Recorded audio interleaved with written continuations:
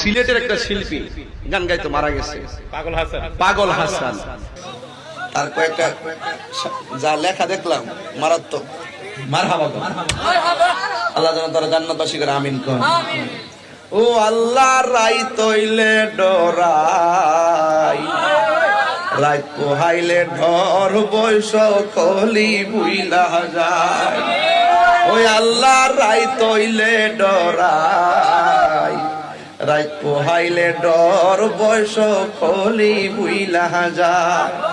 দিন রাইতে তোমার বান্দা কলবে যেন পাই, দিন রাইতে তোমার বান্দা কলবে যেন পাই।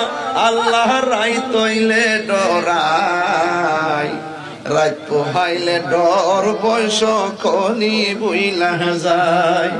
আমি সৃষ্টি তুমি স্রষ্টা, আমার কিবা সাধ্য, যখন তখন উইরা যাইতে জীবের জীবন বাধ্য।